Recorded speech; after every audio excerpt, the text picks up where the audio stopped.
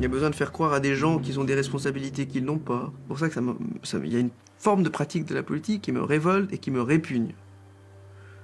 Est-ce qu'elle devrait me pousser à ne plus faire de politique? Je ne suis pas sûr. À mon avis, elle me pousse à lutter de l'intérieur. Voilà. Ça va déranger beaucoup de monde et à un moment donné, quand vous dérangez trop de monde, on s'arrange pour essayer de vous faire du mal. C'est pour ça que je vous dis qu'il faut être prêt aussi à une forme de haine.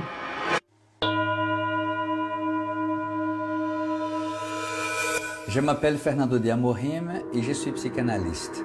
Aujourd'hui, je vais m'entretenir avec un homme politique français dont les attitudes et les propos controversés suscitent la polémique. Tantôt député, médecin ou encore musicien, il a quitté la République en marche à la suite de ses propos jugés sexistes. Qui s'y cache derrière ces députés fantasques qui a réussi à se faire un nom suite à ses dérapages sur les réseaux sociaux? Il s'appelle Joachim Son-Forget. En tant qu'enfant adopté, je peux vous dire que c'est très différent de ne pas connaître sa lignée biologique.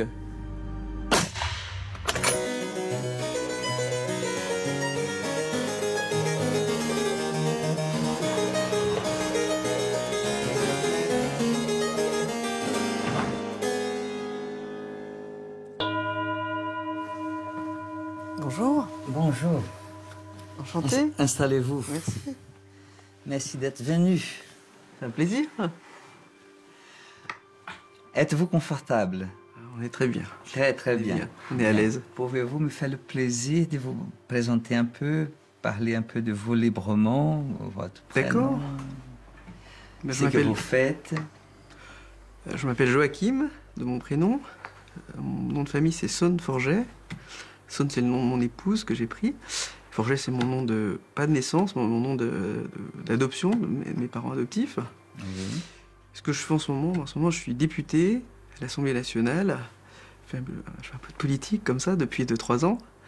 Et à la base, je suis médecin, radiologue. J'ai fait de la recherche en sciences cognitives. Et voilà, c'est une discipline. J'ai quelques hobbies Moi, j'aime pas les hobbies en fait, donc je fais des choses assez professionnellement en général. Et je fais beaucoup de musique et j'ai fait beaucoup d'arts martiaux et de tir. Voilà, c'est un peu ça. Voilà. J'ai fait un peu ces petites choses ensemble. Et puis j'ai la famille, et on essaie de s'occuper d'eux au mieux. Très bien. Dites-moi, vous êtes né où? Je suis né à Séoul, en Corée du Sud. 1983. A priori à Séoul. C'est là que j'ai été trouvé quand j'étais petit. Et, vous avez été trouvé? Qu'est-ce que vous voulez dire? Dans une rue, dans un coin comme ça. Peut-être une poubelle, mais en tout cas dans une rue. Et j'ai été trouvé par la police. C'était mon premier séjour au poste. Je pense pas y avoir passé plus de temps que ce jour-là, mais par la suite. Et puis donc j'ai été placé dans une famille, je crois, d'accueil, un orphelinat, et été adopté en France un peu plus tard. Voilà. Et vous avez été adopté par qui? Par une famille française. Par une famille française en Haute-Marne, qui n'arrivait pas à avoir d'enfants, et donc qui adoptait des enfants. Et j'ai passé du temps, toute ma jeunesse en Haute-Marne, dans le fin fond de la Champagne-Ardenne, à la campagne, en bordure de forêt, beaucoup en forêt. Enfin, c'est un peu ma vie d'enfance. Voilà, bref. Et la scolarité, c'était comment? Oh, c'était bizarre. Allez-y. C'était assez normal pour la maternelle, pour l'école primaire, en gros l'école du village d'à côté. Et après, c'était un peu différent. C'est-à-dire disons que mon père avait une idée assez particulière sur l'éducation. Je pense dans un réflexe un peu protecteur, mais où le collège du coin était censé pas être fréquentable. Et donc, comme je faisais beaucoup de musique, quel instrument? Donc à l'époque, je faisais du piano et de l'orgue, mais surtout du piano. L'orgue, c'était pour la messe le dimanche. Le temps passait plus vite en jouant de la musique, donc j'étais l'organiste du village d'à côté. Et mais bon, donc c'est comme ça que je le raconte moi maintenant. Hein. C'était un moment qui m'a permis de faire beaucoup de musique à un niveau que j'aurais pas pu faire dans ma petite campagne, sinon. On a eu la chance d'être bien accompagnés à ce moment-là, mais bon, bref, je reviens à votre question de départ, c'est que du coup, le choix a été fait qu'on soit scolarisé à la maison, que je sois scolarisé à la maison. Et donc, c'était long, parce que c'était de la 6e à la terminale. Et j'étais un peu... le temps est passé très lentement pendant ces 7 années. Parce qu'au départ, son but de départ, c'était de me donner les cours. Je pense par péché de gourmandise, je me suis retrouvé à... Il a voulu faire plus que ce qu'il pouvait faire. Donc moi j'ai dit non, hors de question. Alors, quelques conflits passant, je me suis débrouillé tout seul. On avait des cours par correspondance qu'on renvoyait, on renvoyait les devoirs. Hein. Et donc je travaillais en autonomie comme ça. Et bon, mais dès qu'il avait le dos tourné, de toute façon je faisais soit de la musique, avec leur bénédiction hein, de ce côté-là, soit je faisais des choses qui m'intéressaient. Et donc je passais du temps à la forêt, à regarder les oiseaux, à en capturer, à en soigner, à les observer. Donc je me suis... Soigner des oiseaux. Oui, j'aimais bien les... Bon, j'avais aussi plaisir à les attraper. Hein. C'était difficile d'attraper un oiseau. Toutes ces choses-là m'intéressaient. Il y avait un apiculteur dans le village, alors j'avais un peu regardé aussi ces choses-là. On en parlera plus tard. Je ne suis pas très psychanalyste pour des raisons théoriques, comme vous pouvez comprendre, vu que j'ai fait des sciences cognitives. Mais... Que voulez-vous dire par là? Non, je trouve la démarche intéressante. Laquelle? La démarche de se livrer, d'avoir un alter ego pour pouvoir le faire. Il y a des moments de désespoir. Ça fait longtemps que je n'ai pas été malheureux, très longtemps. Mais quand j'étais plus jeune, il y avait des gros et des bas. Et il y a eu une période où j'ai trouvé intéressant d'aller se confier à quelqu'un qui venait de cette école. Ça n'a pas duré très longtemps, je fuis très rapidement. Finalement, j'avais trouvé plutôt une aide auprès de quelqu'un qui appliquait plutôt des thérapies cognitives comportementales. J'aimais, mais bon, je pense que moi-même, par mon biais de conviction préalable, j'ai trouvé plus sympathique de le faire avec cette dame. Plus c'était une dame. C'était une dame. Oui, moi j'aime mieux les dames. Excusez-moi, tout le respect que je vous dois. J'ai toujours préféré les figures maternelles. Même du temps où j'ai cru être croyant, ou je croyais que... je sais rien en fait. Du temps où en tout cas je pratiquais une religion, et c'était la religion catholique à ce moment-là. Je trouvais plus confortable la référence à Marie qu'une espèce de figure paternaliste qui, moi, me pèse. Ouais, je vous ai déjà donné quelques pistes. Continuez. Je faisais à la maison beaucoup d'arts martiaux, parce que je voulais aller faire des vrais arts martiaux, un vrai professeur, etc. Et c'était... Mais mes parents étaient un peu anti-violence. Alors, ce que je trouvais violent n'était pas acceptable, et donc je l'ai fait par moi-même. Alors j'ai pris des livres, j'en ai acheté quelques-uns, j'en ai volé beaucoup. Voler des livres, c'est pas très grave. Et je me sens coupable, je me sens pas bien. J'aime pas voler des choses. Je l'ai plus fait après. Mais c'était pour la bonne cause, j'étais isolé dans ma campagne, j'avais pas beaucoup de choix. Et j'avais donc les rares moments où j'avais de capturer de l'information. Vous savez, on n'avait pas Internet à ce moment-là. Et donc il fallait trouver une solution. Moi, ce que je voulais, c'est connaître l'histoire. J'ai tourné autour du pot, la Corée m'intéressait pas. Donc je voulais connaître l'histoire du Japon. Et un peu celle de la Chine plus tard. Et donc j'ai étudié au début le karaté, un peu de judo, en le faisant moi, et puis d'autres arts martiaux, mais surtout le karaté. J'ai appris très comme ça. Et je l'ai appris par moi-même avec des livres. À l'époque, quand je voyais quelque chose qui ressemblait à des arts martiaux ou des acrobaties qui puissent m'être utiles, j'enregistrais sur VHS, puis je repassais au ralenti. Et donc je faisais des arts martiaux tout seul, avec la culpabilité que c'était pas très... si on me dit tu fais quoi, je fais du karaté, t'en fais où? Je fais tout seul. Hein, t'es un mytho. Mais bon, bref, même en vivant avec cette culpabilité, je le faisais tout seul parce que ça m'intéressait profondément. J'avais pas d'autre choix, puisque c'était pas de bon ton de le faire. La musique, ça allait, c'était bien pour les mœurs, j'en sais rien. C'était bien de dire qu'on avait des gamins qui font de la musique. Mais du coup, je faisais comme ça. Et je sais pas, j'aime bien les choses qui sont les limites du normal. Enfin, quand j'étais plus petit, il y avait ma tante qui avait des pendules. Alors j'avais regardé les histoires de radiesthésie. Évidemment, je pense que c'est une sinistre connerie maintenant, mais je trouvais intéressant. Je sais pas, il y avait quelque chose qui m'est toujours intéressé dans l'irrationnel.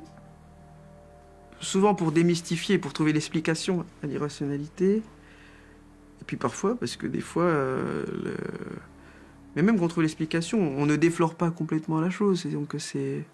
On ne déflore pas complètement la chose. Quelle formule! On la déflore toujours un peu quand même, vous voyez. Que c'est comme tout ce qui vous fascine finit par ne plus vous fasciner quand vous le vivez. Avez-vous des enfants, vous? Oui. Combien? 3. 3. J'ai l'habitude, dans les précédentes grossesses, d'être très concerné. Mais comme médecin, vous voyez, je connais toutes les maladies embryologiques, des choses incroyables, des tares incroyables, ou des accidents qui peuvent survenir après, en dehors de ces tares génétiques. Je dis tard de manière un peu négative. Je m'excuse d'avance pour tous les gens qui nous écoutent et qui ont eux-mêmes des choses ou qui ont des enfants qui sont atteints. Je le dis d'un point de vue négatif pour moi parce que ça me faisait peur. C'est pour ça que j'utilise volontairement un mot qui est médicalement valable mais qui est publiquement négatif. C'est parce que pour moi ça me faisait peur d'avoir moi-même un enfant handicapé. J'ai de la chance, entre guillemets. Ça serait peut-être que j'aurai moins de chance quand ils grandiront. Vous savez qu'il y a des choses qui se révèlent plus tard. Mais ils vont tous bien. J'étais très inquiet pendant les grossesses, les 2 premières. Et cette fois-ci, quel genre d'inquiétude? Cette fois-ci, j'étais moins... Oui, à surmédicaliser tout. Hein, puis être derrière tout et n'importe quoi. Derrière tous les tests. Et de ne pas faire confiance aux collègues qui s'occupent de la grossesse des mamans. Et donc, j'ai des mamans, parce que mon premier fils est d'une précédente union. Mais cette fois-ci, j'étais un peu plus relax. Peut-être presque trop, parce que j'ai préféré faire un peu comme s'il ne se passait rien, puis n'être concerné qu'au dernier moment. Peut-être aux grandes dames de ma femme, mais au moins c'était une façon de ne pas l'enquiquiner et de faire confiance aux collègues qui se sont occupés d'elle. Lâcher prise un peu plus que d'habitude. Vous êtes quelqu'un qui a l'habitude de lâcher prise ou vous êtes quelqu'un normalement... Ça dépend des fois. Hein. J'aime bien avoir le contrôle sur les choses. C'est vrai ça. Mais parfois, c'est bien d'apprendre à faire confiance. Oui, c'est vrai. Mais bon, peut-être que jusqu'à l'enfant d'avant, c'était un peu une autre période de la vie. Donc où j'étais moi-même encore salarié ou sous responsabilité de quelqu'un, à mon grand dame. Mais c'est un peu les premières années où je suis responsable de moi-même, d'une activité libérale, d'avoir des employés, de leur communiquer des messages qu'ils puissent comprendre, de les engueuler quand c'est valable, et d'être indulgent quand ça l'est pas, quand la faute vient de soi-même. C'est très difficile, hein. On ne se sent plus responsable des choses, donc par défaut on est obligé quand même de déléguer, de faire confiance à des gens. Donc peut-être que les choses évoluent. Peut-être qu'elles doivent se recentrer entre vous voyez, une attitude un peu de négligence, je voudrais savoir, tout va bien, et l'habitude, qu'est-ce qui se passe à la seconde, vous voyez. J'ai un peu perdu le fil de vos questions. Hein. Je n'ai pas perdu le fil rouge de votre affaire. Quand vous parlez de contrôle, comment interprétez-vous cette tendance qu'est la vôtre à vouloir contrôler? D'où vient ça, selon vous? Je vous vois venir. Mais... Ah bon? Alors, allez-y. Non, j'y voulais venir. On est confronté à l'abandon. Quand vous êtes un bambin, vous n'avez pas de choix, quoi. Tiens, j'avais pas pensé à ça. Ah bon, dit-on. Oui, moi, dans mon impression de la psychanalyse, je vous voyais déjà venir avec l'enfant. Ah non. Le fait même. Oui, c'est-à-dire parce que je n'avais pas pensé à cet abandon.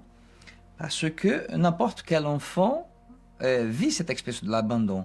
La question, c'est que la vôtre, elle était doublée par un réel, n'est-ce pas? Mais c'est pas complètement différente de l'expérience que n'importe quel être humain peut vivre. Ah oui, parce que vous êtes un bébé dans une famille de vos 2 parents biologiques, ils peuvent aussi vous secouer jusqu'à ce que vous soyez complètement con, etc. Voilà. Oui, bien d'accord. Hein? Oui. Nous sommes d'accord là-dessus. C'est-à-dire votre expérience n'est pas différente de la mienne ou de n'importe quel être humain. Non, mais elle renvoie Alors, la question, est-ce que c'est, je sais pas, la part de génétique et de... Oui, il y a forcément une part de génétique, puisque Non, bon, moi, c'est pas ça que je voulais dire. Ce que je veux dire, c'est que comme c'est un abandon qui est dans un contexte d'adoption internationale, vous voyez bien que mon miroir de tous les jours depuis l'enfance sont des gens qui ne me ressemblent pas. Ah, mais je ne suis pas d'accord du tout avec vous. Oui, mais parce que nous deux, vous voyez bien, on ressemble à ce qu'en France, les politiques aiment appeler la diversité. J'ai envie de vomir rien qu'en disant ce mot. Oui. Mais parce que là, on est à Paris, vous voyez, il y a plein de... Et puis si on est dans ce salon ensemble, c'est aussi parce qu'il y a un certain niveau de... de la société. Oui. Vous savez, quand vous commencez à vous dire, mais toi aussi tu connais truc, qui connaît machin, c'est intéressant ça, le monde est petit. Non, le monde n'est pas petit, le monde est petit à un certain niveau de l'échelle. Exactement. Qui fait qu'on se rend compte là. Et à ce niveau de l'échelle, à ce niveau de social et de réussite, je crois, il y a une certaine diversité à nouveau. J'ai encore envie de vomir, mais les gens chaque ethnie, race, dirait certains, mais moi je n'aime pas du tout cette idée, mais en tout cas chaque ensemble un peu communautaire est représenté, et ça se passe bien. Donc quand vous me parlez que vous avez été trouvé dans la rue, même vous avez parlé dans une poubelle, la condition humaine, ce que vous avez vécu, c'était le radical de la condition humaine. Oui, non, d'accord, oui, vous avez raison, dans le sens où on abandonne tous quelque chose et des choses plus ou moins difficiles. À un moment donné ou à un autre. Où on se fait abandonner, où on abandonne. Mais oui, il faut quitter sa peau régulièrement.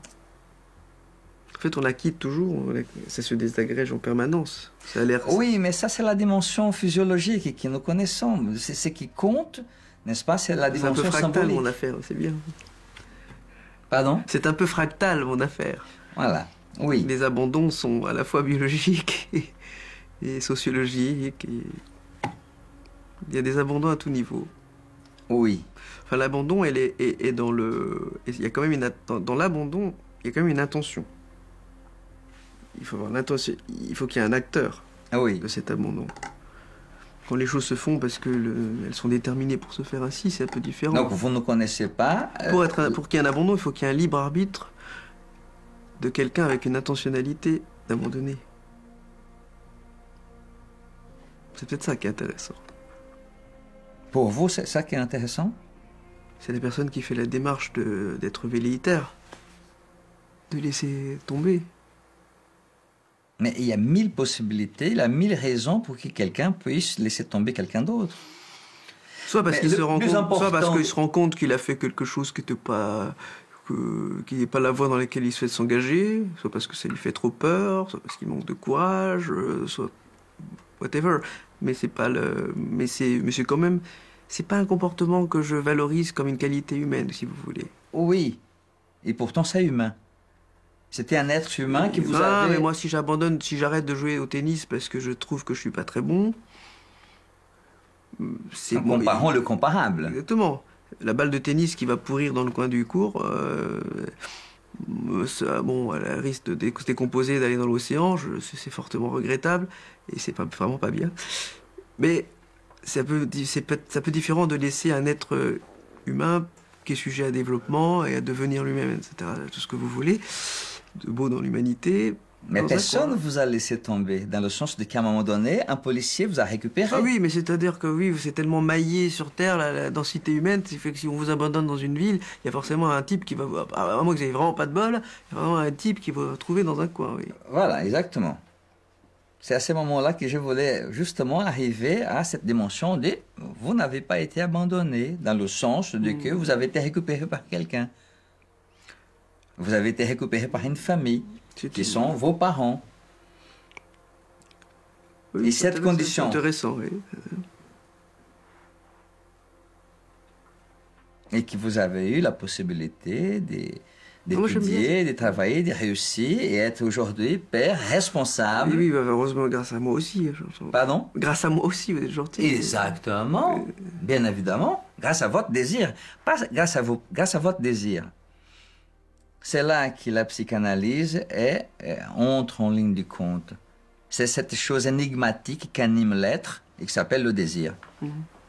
C'est cette expérience radicale d'un être qui veut vivre et qui a réussi.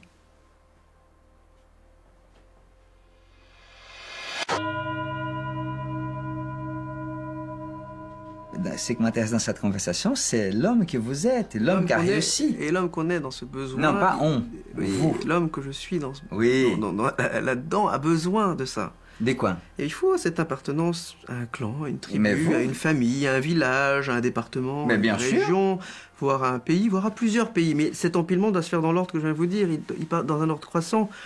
Votre réussite, c'est parce que vous êtes le fils de cette dame, de ce monsieur, que vous avez étudié dans cette école, dans cette région, que vous êtes français et que vous avez fait vos études et que vous avez réussi. Pas que, parce que là, dans ce cas-là, on le voit d'une manière très constructiviste, comme et moi, je pense que c'est pas juste cette exposition-là et ces repères-là, parce qu'ils viennent à un temps donné postérieur aux origines.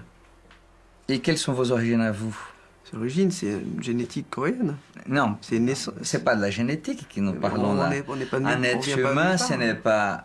Oui, mais un être humain, ce n'est pas de la génétique. Il y a certains traits génétiques qui vont être reproduits et qui vont se retrouver chez un jumeau, chez l'autre qui sera élevé dans un autre coin du monde qui l'ignore. Détrompez-vous. Il y a une spécificité qu'on peut repérer et que c'est ça qui est le fondamental pour l'être, même s'il s'agit d'un jumeau. Pour moi, vous êtes un homme français qui avait fait vos études, qui est père des 3 enfants. Ça, c'est une réalité. Mais vous pouvez pas... Je pense que là, on a un désaccord de fond sur le fait que on ne peut pas être dissocié complètement de sa nature génétique. La maman de mon premier fils me le dit de temps en temps, quand elle est bien lunie, parce que sinon elle m'engueule. Mais elle me dit que c'est parce que j'ai un cerveau meilleur que ceux d'autres, que c'est des facilités. C'est ce que des gens dans mon entourage familial ou entourage m'ont dit parfois. Parce que j'ai pas besoin de lire 4 fois le machin pour pouvoir leur cracher l'examen, et qu'eux, ils ont besoin de le lire 4 ou 8 fois. Donc j'ai peut-être conscience, j'aime pas l'admettre, j'aime pas ça. Ah, admettez, je vous en prie. Mais que c'est peut-être plus facile pour moi et que c'est plus difficile pour d'autres. Et que pour ça, il y a une partie de choses qui sont en partie prédisposées. C'est tout. Moi, ma théorie à moi, oui, ça m'intéresse. Celle qui m'arrange, oui, ce serait de vous dire que j'ai réussi parce que je me suis fait tout seul. C'est ce que je dis beaucoup. Mais non, c'est ce qui fait de tout seul. Il y avait des parents derrière, il y avait un pays, il y avait un État. Et ça, c'est ce qui rend humble c'est ce qui à mon avis doit rendre humble les libéraux. J'aime me définir comme quelqu'un de relativement libéral, dans le sens où je suis pour l'émancipation de l'individu, en ce sens qu'il doit se construire en dehors des lignes, s'inventer un rôle, en dehors de ce qu'on lui propose, et c'est cette créativité-là qui est belle. Et quand un État empêche cette émancipation de l'individu, c'est forcément un système politique qui me déplaît. Alors, vous pensez à quel État? Je pense que c'est la vision qu'ont beaucoup de régimes de gauche, sauf pour leurs élites. Mais c'est la vision de lissage de tête. Et ça, c'est quelque chose qui me déplaît. C'est pour ça que je suis pas quelqu'un qui est fait pour être salarié de quelqu'un d'autre. C'est impossible. Enfin, en tout cas, je l'ai été parce que j'ai eu plaisir à le faire avec des gens pour lesquels j'avais du respect. C'est pas demain la veille que je serai employé de quelqu'un. Sauf si je crève la dalle et que j'ai pas le choix. mais si je crève la dalle, je suis capable d'aller me servir au McDo, ou de pelleter des trucs et des machins dans l'usine. J'en ai rien à faire. Je l'ai fait avant, je le referai. Et vous voyez, je me suis pris à mon propre piège. Vous avez vu, j'aime bien me décrire comme la personne qui fait les choses par soi-même, réussit, se démerde, c'est MacGyver, vous voyez. Mais c'est très bien ce que vous dites, on se construit jamais tout seul. C'est comme l'humilité qu'on doit avoir quand on se définit soi-même comme un self-made, un homme qui se fait tout seul. Vous croyez vraiment à ça? Mais c'est-à-dire qu'on peut vraiment, en effet... Non, mais posez ma question, s'il vous plaît. Vous croyez vraiment à ça? On se construit jamais vraiment tout seul, vous avez bien raison. Et c'est quand même ce qui doit nous... Mais c'est ça, c'est cette pensée-là qui doit souvent nous ramener sur Terre quand... Parce qu'il y a cette hargne des gens qui sont self-made. Et là, je suis tout à fait d'accord avec vous. Beaucoup d'entre eux ont du mal à avouer ce qu'on vient de se dire là. On doit toujours quelque chose à quelqu'un. Et dans votre cas, c'est le plus difficile vous pensez à à avouer. qui? C'est le plus difficile. Ah. Ça peut être, mais je pense à plein de petites mains. Oui. C'est votre maman, c'est votre. Votre qui la mienne? Non, mais j'aime bien parler comme ça. Mais oui, parce que quand vous parlez comme ça... J'aime bien me regarder de l'extérieur. Parce qu'on n'aime pas quand on se regarde de l'extérieur. Vous savez, quand vous voyez en vidéo, vous n'aimez pas trop. Enfin, peut-être que vous avez grandi, que maintenant vous aimez bien. Moi, des fois, ça m'arrive de commencer à bien m'aimer en vidéo, mais je trouve que c'est pas bien, c'est un peu malsain. Je préfère être dérangé quand je me vois en vidéo, ça veut dire qu'il y a un problème. Ça veut dire que je suis resté humble. Quand on commence à s'apprécier, de se regarder en vidéo, c'est pas bon, ça sent pas bon. Donc, voilà. C'est l'exercice même d'une psychanalyse. Et là, qu'il faut parler, c'est un psychanalysant. C'est de dégonfler l'ego. Oui. Voilà. Oui, mais alors, des fois, j'avais mal compris, parce qu'il y avait dans certains livres, justement, d'éducation, là. Vous savez, des trucs pour progresser sur soi, pour chercher l'éveil. J'ai lu tous ces trucs. Oui, mais ça, c'est de la psychologie. Et là, on vous dit de lutter contre l'ego, et à un moment donné, je me rappelle très bien d'avoir été un peu... Je n'avais pas dit lutter, hein. Je me rappelle d'un moment où j'étais en mode, il faut être super modeste, être à son ego, le machin. Je me suis fait complètement ridiculiser en me laissant faire par un sale type, en plus un connard de l'UNEF. Je ne peux plus les voir, ces mecs. Mais donc, du coup, depuis, j'ai repris du poil de la bête, et j'ai dit que je me laisserais... Voilà. Vous savez, ces gauchistes qui se croient...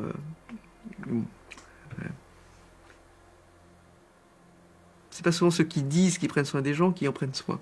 Vous avez raison. C'est intéressant quand même. Ah oui, oui. Mais j'ai quand même souvent croisé des gens qui sont de l'humanitaire et qu'en fait ils le font pour eux. Ils sont un cadeau à eux-mêmes, vous savez. Toujours pour eux. C'est comme vous êtes en photo, quand vous êtes le blanc en photo avec plein de petits Africains là, avec la hutte derrière. Bon, j'ai fait des photos comme ça dans des camps. Mais dans cette photo-là, tout le monde prend le pied. Mais oui. Tout le monde prend son pied, même le petit Africain. Bah, je sais. Moi, j'ai fait des tas de photos comme ça avec des gamins dans des camps au Liban, en Turquie, avec des petits Syriens, avec des petits Irakiens. Vous venez avec votre convoi blindé avec les types armés, et puis vous faites votre photo, vous la publiez en disant je m'occupe des petits enfants qui. Ouais, c'est n'importe quoi. Je supporte plus cette hypocrisie. J'aime pas ça. Je cherche une solution pour faire mieux. Alors pour chercher une solution. C'est passé par la politique pour le moment. C'était une voie pour arriver au cœur du problème ou parler aux interlocuteurs qui permettent de régler le problème. Mais c'est pas en restant ce que je suis maintenant que je solutionnerai cette misère-là que je vois quand je vais en déplacement dans ces pays. Je me sens mal maintenant. Quand je vois la dernière fois qu'on a fait ce déplacement, j'ai laissé les collègues faire leurs photos qu'ils n'avaient jamais fait avec les petits gamins comme ça dans les camps. Et puis, j'en ai fait une ou deux vite fait, je me suis mis de côté. Et puis j'ai été en train d'avoir pas les larmes qui montent aux yeux, mais pas loin. Mais si vous voulez, moi, ce que je veux, c'est faire quelque chose de plus concret pour ça. Oui. J'ai cherché à le faire plusieurs fois. J'ai fait parfois des choses, je pense, qui ont été utiles, mais marginalement. Je suis pas sûr d'avoir une solution. Face à cette tristesse.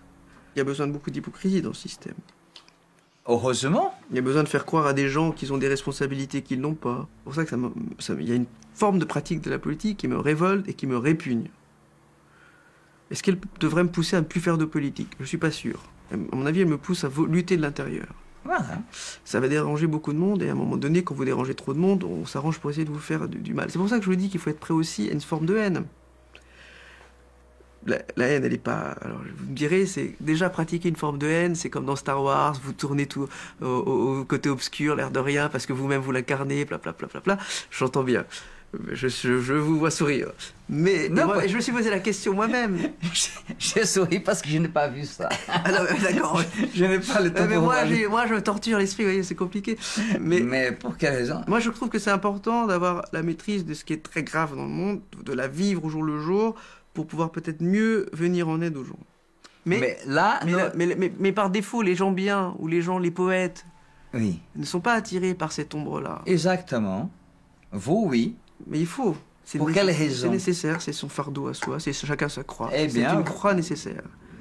C'est une croix nécessaire. Touchez-moi un mot, si vous le pouvez, bien évidemment, de ces fardeaux qu'est le vôtre. C'est ça qui m'intéresse. Oui, mais vous voyez, une partie de moi c'était la partie de moi là. La partie guerrière ressurgit de temps en temps. C'est cette partie dont je vous parlais, de vouloir apprendre à se battre. Mais bien sûr. Le gamin qui va lire de karaté comme ça, il faut une sacrée volonté d'affiner l'art de la guerre, pour citer un auteur. Si, bien sûr. De sa guerre à lui. Oui, j'ai souvent été meilleur que mes profs d'arts martiaux. Et très vite, en quelques mois, j'en savais plus qu'eux. Ils vous diront que c'est pas vrai. Et puis s'il y en a qui écoutent demain, ou pas demain, mais s'il y en a qui écoutent ce qu'on se dit, ils vont dire que salopard, ce type. Mais je les emmerde. Et j'étais meilleur qu'eux. Mais je pense sincèrement que leur pugilat rituel m'intéresse pas. Ce qui m'intéresse, pouvoir tuer. Et de savoir le faire. Et je pense sincèrement que j'ai été meilleur, que je suis toujours meilleur que beaucoup de gens pour ça.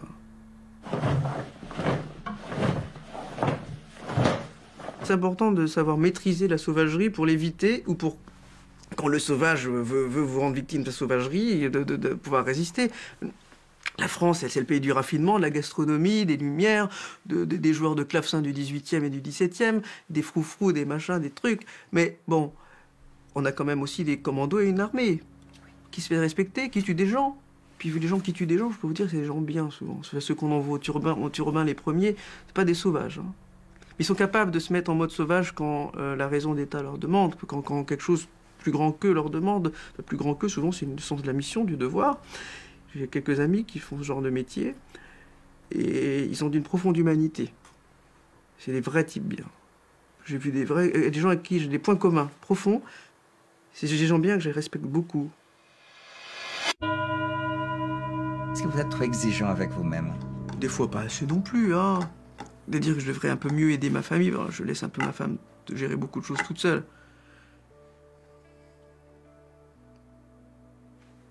Et pourtant, c'est la première femme que je respecte autant. C'est pour ça que je suis avec elle plus longtemps, parce que d'habitude, c'est un peu plus volage. C'est pas volage par ma faute toujours, des fois c'est juste parce que... Des fois, on m'a abandonné, j'étais triste, c'était pas bien. Et puis dans ce cas-là, je fous toutes les musiques les plus pourraves pour, à la limite, avoir envie de se pendre. Bien entendu. Mais j'ai jamais voulu me pendre parce que ça doit faire mal. Et j'aime pas avoir mal. Donc, même quand j'ai cru avoir des idées suicidaires, quand j'étais moins bien dans ma peau, à certains moments, j'ai jamais mis à contribution, de manière effective, parce que j'ai toujours eu peur d'avoir mal. Mm. Bon. Les femmes ont toujours une grande importance dans ma vie. Mm. Je trouve ça formidable. Ah, vous avez raison. C'est la plus belle chose, d'avoir un émoi. Je vous dis pas qu'il faut changer de copine à chaque coin de rue, mais d'avoir des émois et de pas s'interdire de les ressentir, voire de les vivre. Alors après, chacun s'accommode, puisqu'il y a des codes dans notre société. Et le code principal dans la société pour qu'il y ait la paix dans les ménages, c'est la monogamie. En tout cas, c'est le code accepté et acceptable. Et je trouve qu'il est pas mal. C'est un cadre pas mal, parce que vous savez, il faut trouver sa liberté dans la contrainte, et cette contrainte-là permet qu'il y ait quand même une forme de paix sociale dans nos pays occidentaux, en tout cas. Mais après, chacun s'accommode, trouve ses marges de manœuvre, a ses propres mensonges, je sais pas, hypocrisie, certaines sont nécessaires.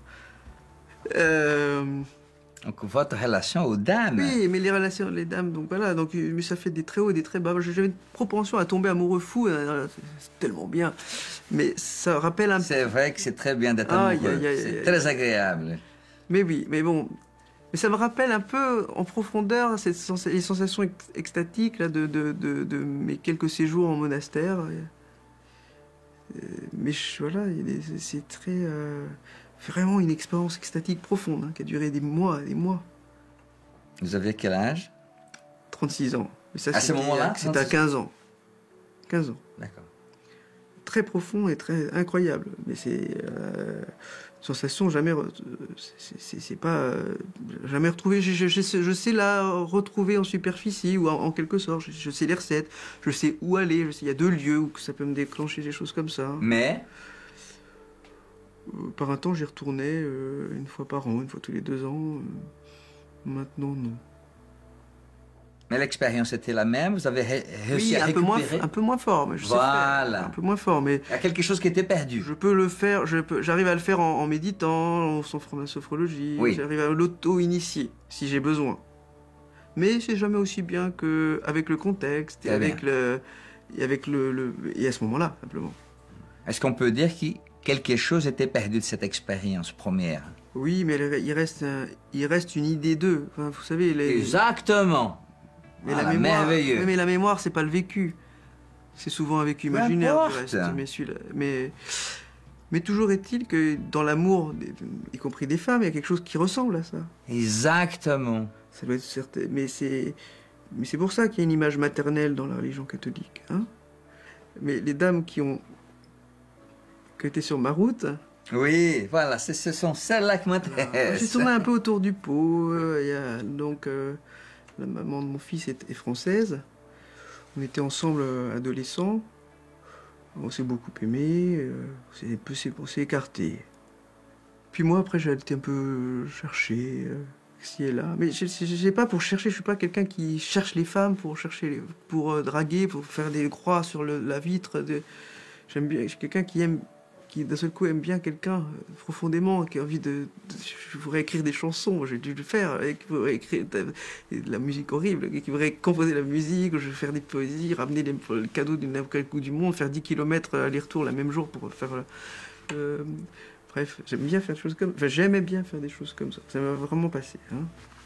Dommage pour ma femme actuelle, ou peut-être tant mieux pour elle. Tant mieux pour elle, je pense. Mais... Oui, voilà, donc du coup ça fait des grands bonheurs, des grands malheurs. J'ai tourné autour du pot, la Corée m'intéressait pas du tout. Ce qui m'intéressait, c'était, je sais pas, j'ai eu le hasard des choses. J'ai eu des petites amies originaires des Balkans, de plusieurs pays des Balkans. Ça m'a amené là-bas, ça m'a amené à apprendre des langues. C'était parfait, parce que cette propension à tomber amoureux me donnait de l'énergie pour faire des choses très utiles pour mon CV. Donc j'ai appris l'albanais, j'ai appris le serbo-croate et le slovène, mais un peu moins, donc je l'ai beaucoup oublié, ces deux dernières langues. L'albanais, je l'ai eu tellement pratiqué que je l'ai mémorisé ad vitam aeternam. En plus, je l'ai utilisé pour des choses politiques après. Et voilà, j'aime bien les langues, j'essaie d'en apprendre d'autres, mais quand on n'est pas amoureux, c'est plus difficile. Oui. J'apprends l'hébreu, j'ai pas eu de petite amie israélienne. Mon ex-femme est coréenne, mais d'adoption. Bon, on a ajouté un peu des névroses. Voilà. J'étais très amoureux d'elle. J'ai aimé vraiment très très fort. Mais là, ça n'a pas duré longtemps, parce que je sais pas trop. Il y a eu un enregistrement de choses personnelles, quoi, qui a été difficile, mais toujours est-il que chacun a fui dans son coin. Et c'était très dur. J'ai décidé de demander un arrêt de travail pour que je crois de 3 semaines. Je ne pouvais plus. Là. Et du coup, j'ai pris un appartement sous location où je pouvais trouver, parce qu'il fallait que je ne sois pas chez moi. Parce que je partais pas de mon plein gré, vous avez compris. Et du coup, c'était dans la vieille ville à Genève, et donc j'étais dans les vieux murs avec des gens qui me laissaient un appartement, qui étaient des gens plus intellectuels, et il y avait des livres sur la musique, sur l'histoire. Donc j'avais sur place des livres d'histoire et des livres sur l'histoire de la musique, et un clavecin. Et je jouais du piano, mais j'en jouais plus beaucoup du reste. Je faisais plus beaucoup d'efforts. J'ai plus de but avec le piano. Mais le clavecin, c'est intéressant. D'un coup, j'ai retrouvé une perspective. Une part, c'était une façon de supprimer la douleur de la séparation en se réfugiant dans l'infiniment petit. Et on a cette capacité, cette plasticité à descendre dans des choses comme... Et moi, je suis descendu dans l'infiniment petit. C'était un refuge qui m'a... Vous savez, vous retrouvez une intériorité. Un refuge. Et qui vous... Voilà, je pense que ça m'a guéri de l'autre truc. Donner un nom à truc. Ça m'a guéri de la peine de séparation. Oui. Et surtout, ça m'a permis de la transcender, parce que c'est... Oui. Donc, il y avait une espèce de petite frustration bizarre, parce qu'elle m'a dit, toi, avec ta musique romantique de merde... Moi, je suis une femme raffinée. Je me suis dit, non. Ah ouais, d'accord, tu aimes la musique baroque, je vais t'en servir de la musique baroque. J'ai une espèce de petite frustration rebelle. Donc, j'ai fait... mais je n'ai pas fait pour ça. Mais j'ai redécouvert un univers qui me plaisait. Et comme d'habitude, je voulais faire les choses complètes. Donc, j'ai demandé un... Faire les choses complètes, c'est-à-dire... Je vais pas faire un hobby, ça. C'est horrible d'être un dilettante.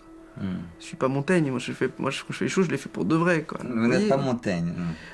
Mais bon, donc j'ai fait ce qu'il fallait, j'ai fait des pièces compliquées, techniquement, virtuoses, pour être sûr que je sois inattaquable là-dessus. Ah, tu fais que des pièces faciles, des pièces lentes. Tu sais, comme ces mecs qui joueraient que des ballades de rock et qui feraient jamais le solo. Donc, fais ça pour mon défi personnel, et puis parce que techniquement, mon bagage au piano le permettait à cause de ces 7 ans d'isolation. Donc du coup, voilà, j'ai joué du clavecin à un niveau correct, hein, et donc je voulais jouer dans certaines salles, donc j'ai eu la chance de monter quelque chose et d'utiliser ma mégalomanie pour servir 2 associations. Votre mégalomanie? En tout cas, cette mégalomanie pour cet instrument, quelqu'un trouverait ça ridicule de vouloir rêver de faire un concert de clavecin dans une grande salle. Moi, je voulais jouer dans la grande salle au Victoria Hall à Genève. Là, vous allez trouver. Qu'est-ce que vous entendez par mégalomanie? C'est quoi ça? Ben moi, je voulais jouer dans cette grande salle, un concert de clavecin solo. Dans cette grande salle, il faut fermer sa gueule pour entendre un clavecin, sinon on n'entend rien. Et donc, j'ai décidé que les revenus seraient pour une œuvre. À ce moment-là, c'était la guerre en Syrie, le début de la guerre en Syrie. Donc voilà, on a trouvé une association à laquelle on pourrait donner. Une deuxième qui était qui était l'aide à un village chrétien d'Orient au Liban. Une autre chose qui me tenait à cœur. Et je trouvais bien de ne pas dissocier de l'aide à des musulmans sur le territoire syrien. Et c'est réunir un peu ce qui était épars. Et moi, j'ai trouvé ça très bien. Je sais pas, j'ai fait le concert de mes rêves. Je suis pas content, genre je suis pas content. À vrai dire, je suis pas content parce que je suis jamais content d'aucun concert. Quand je réécoute les pièces, je trouve évidemment il y a des raisons de ne pas être content, hein, objectives. Pour certaines, c'est pas si mal. Ça qui était pas si mal, je les ai quand même mis sur ma chaîne YouTube, quoi. Mais c'est pas parfait. Hein. Ça sera jamais parfait. Je serai jamais content de moi. Bon, pour conclure. Qu'est-ce que vous avez... Déjà? Qu'est-ce que vous avez pensé de cette conversation, de notre bavardage? Est-ce que vous sortez renseigné sur vous-même? Ah, ce qui est très bien, c'est que ça me permet de... Il y a quelques petites associations d'idées là qui ont permis d'organiser... C'est des questions que j'ai essayé de me poser ces derniers temps, parce que j'ai fait plusieurs fois une tentative d'écrire, hein, sur moi-même. Excellent. J'ai laissé publiquement sur un site, un site internet que j'ai, des bribes de ce qu'on s'est dit, ou des choses peut-être trop délayées puis trop chronologisées, mais bon. Mais j'ai besoin de continuer d'organiser ces choses-là, parce que ne serait-ce que... Bon, maintenant il y a des gens qui me suivent, il paraît. Donc pour ces gens qui me suivent ou qui ont des attentes, ou politiques, ou de s'identifier, ou de trouver de l'inspiration, j'ai quand même un petit peu un devoir de leur donner des directions, ou en tout cas moi je vais. Ça veut trouver leur direction à eux, mais en tout cas, d'être clair avec... ce serait un peu irresponsable de ne donner que des messages de superficialité, ce qui était une façon d'attirer l'attention. Hein. On essaie toujours d'attirer l'attention comme on peut. Mais le but, c'est de les attirer vers quelque chose qui va faire d'eux des gens meilleurs, et de faire à ma place que j'aurais pas le temps de faire, parce qu'on n'a pas le temps de tout faire. Je vous remercie. Merci beaucoup à vous. Je vous accompagne. Très bien.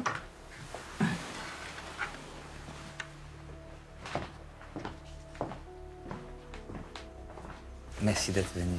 Merci.